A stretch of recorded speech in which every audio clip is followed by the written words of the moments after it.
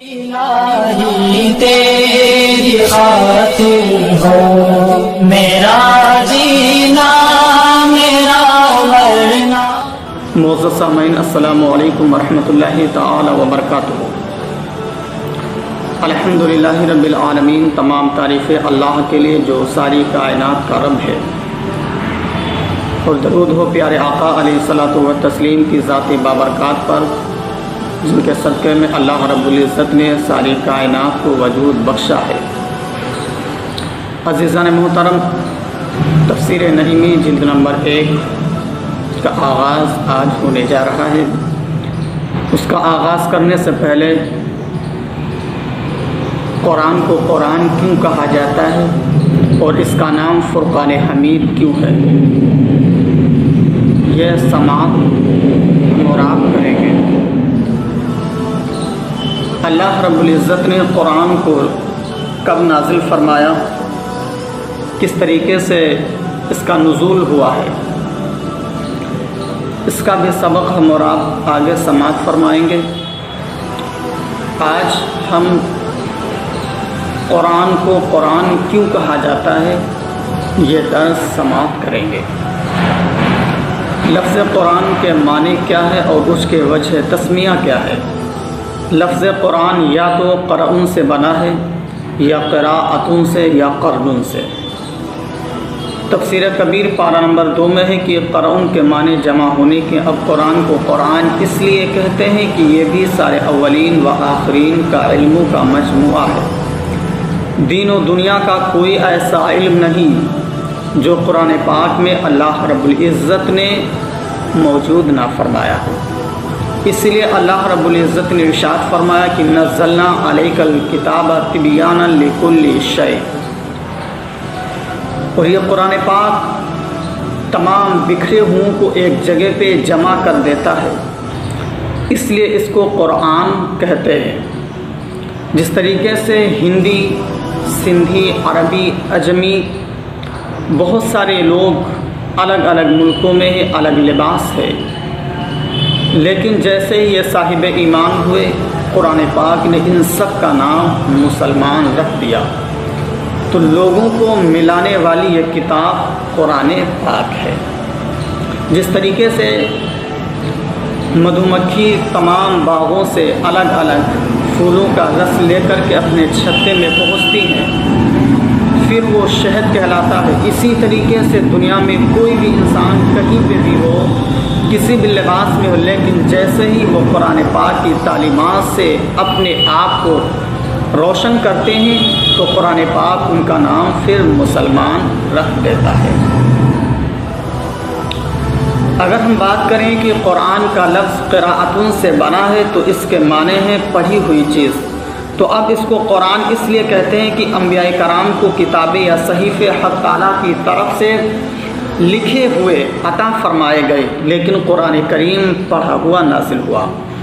حضرت جبریل امی علیہ السلام حضور آقا علیہ الصلوۃ والتسلیم کی بارگاہ میں حاضر ہوتے اور پڑھ کر کے سنا دیتے تھے، تو اس طریقے سے یہ پڑھا ہوا نازل ہوا ہے۔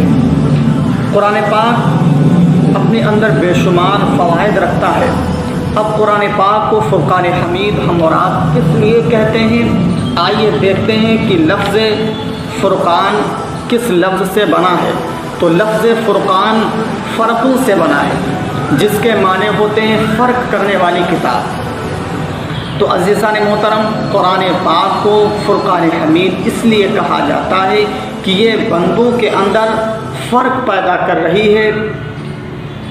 جس طریقے سے دنیا میں بے شمار چیزوں میں فرق کیا جاتا ہے، اسی طریقے سے قرآن پاک نے ہر ایک چیز میں فرق بیان فرما دیا کہ ایمان کیا ہے، اسلام کیا ہے، سچ اور جھوٹ کیا ہے۔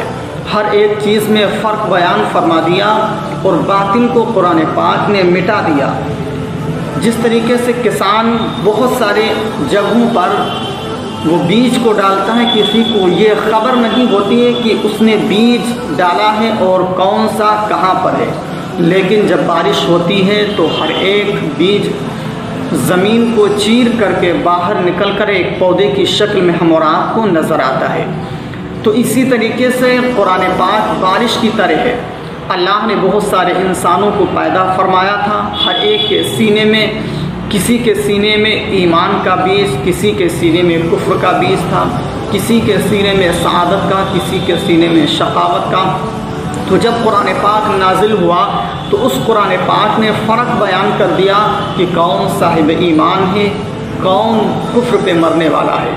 کیونکہ نزول قرآن سے پہلے حضرت سیدنا صدیق اکبر رضی اللہ تعالی عنہ میں اور ابو جہل و ابو لہب میں بظاہر تو کوئی فرق نظر نہیں آتا تھا، سب لوگ انہیں اہل مکہ ہی کہتے تھے، لیکن جیسے ہی قرآن پاک کا نزول ہوا ہے سب نے فرق پتہ چل گیا کہ قرآن پاک کس کس کے سینے میں محفوظ ہوا ہے اور اس کا فیضان کس کس کو ملا ہے۔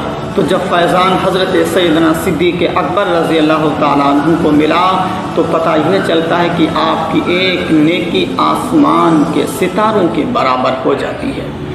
اور ابو لہب و ابو جہل جیسے لوگوں پر اللہ رب العزت نے جو گرفت فرمائی ہے اس کا ذکر بھی ہم اور آپ کو نزول قرآن سے مل جاتا ہے کہ کس طریقے سے صاحب ایمان صحابہ ہوئے اور یہ لوگ کس طریقے سے حضور آقا علیہ الصلوۃ والتسلیم سے بغض رکھ رہے تھے۔ تو قرآن پاک نازل و عزیزان محترم اس نے کفر اور ایمان میں فرق پیدا کر دیا ہے۔ تو قرآن پاک کو فرقان اس لیے کہتے ہیں کہ اس نے ایمان اور کفر میں فرق بیان فرما دیا۔ وَقُلْ جَاءَ الْحَقُّ وَزَهَقَ الْبَاطِلُ إِنَّ الْبَاطِلَ كَانَ زَهُوقًا، حق آ گیا اور باطل مٹ گیا اور باطل کو مٹنا ہی ہے۔ تو عزیزان محترم آج یہ سبق نمبر 1 قرآن اور فرقان کے لفظ پہ ہے۔ انشاءاللہ العزیز اور بھی جو قرآن پاک کے 36 نام ہیں ان کا ذکر ہم آپ سے آنے والے اسباق میں کریں گے۔ اللہ رب العزت کی بارگاہ میں دعا ہے کہ مالک و مولا تمامی سامعین کی حاضری کو قبول فرمائے اور قرآن پاک کے فیضان سے سبوں کے گھروں کو اللہ تبارک و تعالیٰ ارضی اور سمائی بلاؤں سے محفوظ و معمول فرمائے۔ وما توفیقی الا باللہ۔ السلام علیکم ورحمۃ اللہ۔